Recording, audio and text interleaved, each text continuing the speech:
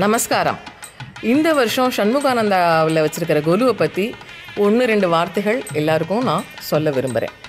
பார்த்தீங்கன்னா பிள்ளையார்தல்லேருந்து ஆரம்பித்து அவரோட 2 சகோதரர்கள் முருகன் ஐயப்பன் இருக்கா. அப்புறம் தேவியோட ஒவ்வொரு வடிவங்கள், நவராத்திரினாலே நம்ம தேவி வழிபாடு தான்.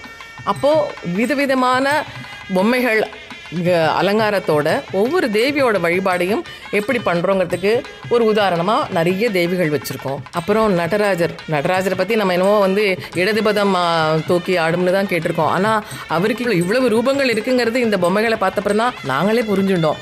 அப்புறம் இந்த உலகம் எப்படி சிருஷ்டிக்கப்பட்டது, பார்க்கடல்லேருந்து எப்படி அமிர்த கலசம் மேலே மத்ஸ்ய அவதாரத்துலேருந்து கல்கி அவதாரம் வரைக்கும் அந்த 10 அவதாரங்கள் வந்தது, அதுக்கு அதை புரியும்படியுமான பொம்மைகள்.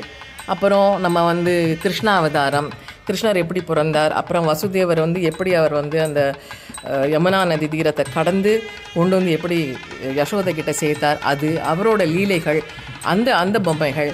பாண்டுரங்க விட்டலன், அதுக்கப்புறம் பூரி ஜெகநாதர், சுபத்ரை அண்ட் பலராமர் அவர் அப்படி போயிட்டு அதுக்கப்புறம் ஒரு மீனாட்சி கல்யாணம், அப்புறம் ஒரு வள்ளி கல்யாணம், அப்புறம் ஒரு கோவில்களில் சுவாமி புறப்பாடு வந்தால் எப்படி இருக்குங்கிறதுக்கு. சுவாமி புறப்பாடுனா நம்ம என்னவோ வெறும்னா பல்லக்கில் தூக்கின்னு வரதாக தான் நினச்சிட்டு. நீங்கள் சவுத்துலலாம் போய் பார்த்தேன்னாக்க ஒவ்வொரு நாளும் 10 நாள் திருவிழா நடக்கும். அந்த 10 நாள் திருவிழாவில் எப்படின்னாக்க நிறைய வாகனங்கள் இருக்கும். குதிரை வாகனம், யானை வாகனம், யாழி வாகனம், மயில் வாகனம், அன்ன வாகனம் அப்படின்னு நிறைய இருக்கும். ஸோ அந்த வாகனங்கள். அதுக்கப்புறம் பார்த்தீங்கன்னாக்கா அப்புறம் கிராமிய கலாச்சாரம், ஒரு கிராமத்தில் வீடு எப்படி இருக்கும், அங்கே எப்படி அவள்லாம் திருவிழாவெல்லாம் கொண்டாடுறா, அந்த பொய்க்கால் குதிரையை வச்சு ஆடுறது, இப்படி பலவிதமான பொம்மைகள். அதுக்கப்புறம் தெய்வங்கள்லேருந்து அப்புறம் மனுஷ ரூபத்துக்கு வந்தேன்னாக்கா இப்போ இந்த செட்டியார் பொம்மையெல்லாம் இருக்குது. இவர் எப்படி இதெல்லாம் கடை வச்சு விற்கிறது. இப்போது நான் யங்கர் ஜெனரேஷனுக்கு தகுந்த மாதிரி ஈவன் ஒரு கிரிக்கெட் செட்டை கூட இங்கே வச்சுருக்கோம். அப்புறம் திருப்பியும் சுவாமிகிட்ட போனோம்னு சொன்னாக்கா 2 தேர் வச்சுருக்கோம்.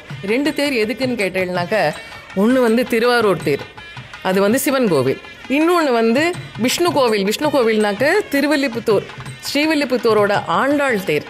ஸோ இது மாதிரி தேர் பொம்மைகள், இப்படி பலவிதமான பொம்மைகளை வச்சு நம்ம கலாச்சாரம், நம்ம பாரம்பரியம் எல்லாம் எல்லாருக்கும் போய் சேரும்படியான வகையில் அமைச்சிருக்கோம். நீங்கள் எல்லாரும் இந்த கொலுவை கண்டு ரசித்து என்ஜாய் பண்ணி தேவியோட அருளை பெறுமாறு நான் எல்லாத்தையும் உங்கள்கிட்ட வேண்டிக்கிறேன்.